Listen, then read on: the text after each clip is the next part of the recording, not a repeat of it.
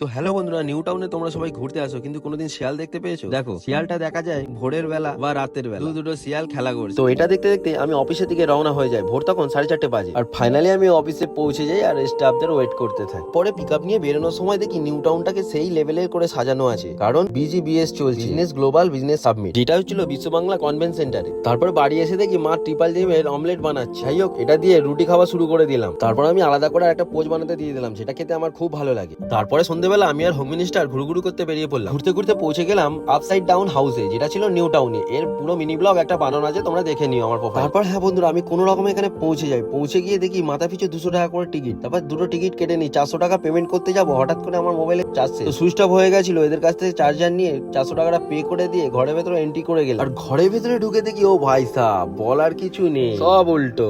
আর এই রুমের পুরো ভিডিওটা ফাস্ট ফরওয়ার্ড করে দিয়ে মিউজিক দিয়ে শোনাই তোমাদের। কেমন লাগে কমেন্টে জানিও। হ্যালো,